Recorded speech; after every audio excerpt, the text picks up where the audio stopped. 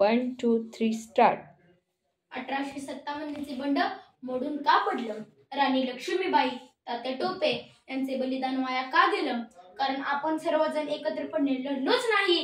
खूप झाले योजना, खूप झाले विचार, आता एकतर मारा नाहीतर मारा असे उद्गार काढणारे झंझावते व्यक्तिमत्व कोणाचे? तर ते बाळ गंगाधर लोकमान्य टिळकांचे. सूर्यासारखे तेज दिसणारे हे व्यासपीठ आणि चंद्राप्रमाणे शीतल छाया देणारे परीक्षक व चांदण्याप्रमाणे चमकणाऱ्या माझ्या मित्रमैत्रिणींनो, सर्वांना माझा नमस्कार. माझे नाव ईशान इम्रान मनेर. मी इस्लामपूर येथील आदर्श बालक मंदिर हायस्कूल इस्लामपूर या शाळेतून आलो आहे. माझ्या आजच्या भाषणाचा विषय आहे लोकमान्य टिळक एक झंझावते व्यक्तिमत्व. आदर्श विद्यार्थी, थोर गणिती, थोर संशोधक, पत्रकार, प्रकांड पंडित, भारतीय स्वातंत्र्य लढ्याचे एक आदरणीय लोकनेते. हे जन्मताच लोकमान्य नव्हते, तर प्लेगच्या साथीमध्ये केलेली त्यांनी लोकसेवा, त्यांची तळमळ, विद्वता इत्यादीमुळे प्रभावित झालेल्या अलौकिक कर्तृत्वामुळे त्यांना लोकमान्य ही पदवी प्राप्त झाली. टिळकांनी आपल्या सामाजिक व राजकीय कार्याचा धडाका केसरी व मराठा या वृत्तपत्रांमधून देण्याची सुरुवात केली. आपला देशहितचा विचार आपल्या स्वतःच्या बुद्धीने जे काही सुचेल ते कोणताही आडपडदा न बाळगता, शासनाची व लोकमताची भीती न बाळगता देशासमोर आणण्याचा विडाच उचलला होता. जणू वृत्तपत्रांतील लेख बंदुकीच्या गोळीप्रमाणे धडाका उडवून देत, स्वराज्य हा माझा जन्मसिद्ध हक्क आहे आणि तो मी मिळवणारच. देश कार्यासाठी झटणारी आपल्याला पुढील पिढी तयार करायची. त्यासाठी आपली स्वतःची शाळा काढून राष्ट्रीय शिक्षण दिले पाहिजे.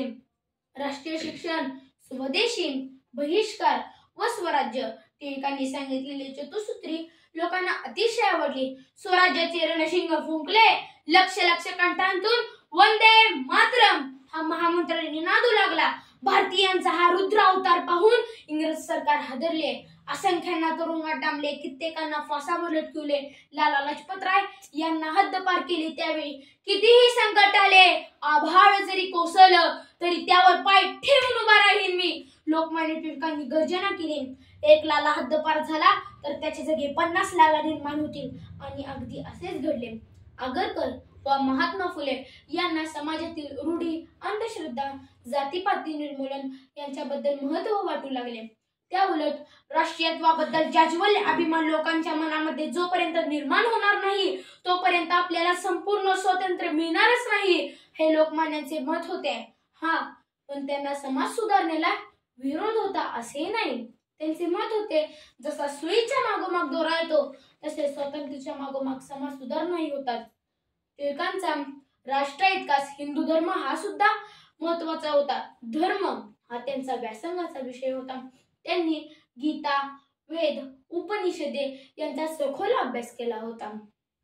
असे म्हणतात, देश पातळीवर अग्रेसिव्ह व बेधडक भूमिका मांडण्याचे श्रेय लोकमान्य टिळक यांनाच दिले जाते. टिळक कोणालाही घाबरले नाही. टिळक अखंड हिंदुस्थान ब्रिटिशांच्या जुलमी सत्तेविरुद्ध उभा टाकला तरी हिंदुस्थानाशी लढणं त्यांना केवळ अवघडच नाही तर अशक्य होऊन जाईल. कुठलाही इंग्लंड देश आपण सर्वजण येऊन याच्यावर थुंकलो तरी सुद्धा वाहून जाईल असे म्हणणारे झंझावते व्यक्तिमत्व 23 जुलै 1856 रोजी जन्मास आले आणि 1 ऑगस्टला अनंतात विलीन झाले. एका प्रखर तेजस्वी युगाचाच अंत झाला.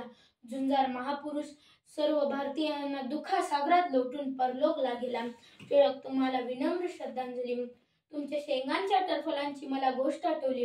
आत्ताचे लोक काही खातात तर टरफल इथे तिथे टाकत नाहीत तर तीही खाऊन टाकतात. काही खाल्ल्याचा पुरावाच ठेवत नाही. तो तुम्ही सांगितलं केलेला सार्वजनिक गणेशोत्सव खूप लोकप्रिय होते. प्रत्येक गल्लीचे बोळाचे राजे झालेत. आता टिळक केसरी या शब्दाचा कोणाला अर्थही कळत नाही. आताच्या तरुणांना तर स्वातंत्र्य लढ्याविषयी काही माहिती नाही. मग कुठले टिळक आणि कुठले काय? तुमचे पुण्यस्मरण करणारी ही आमची शेवटचीच पिढी बहुतेक. धन्यवाद.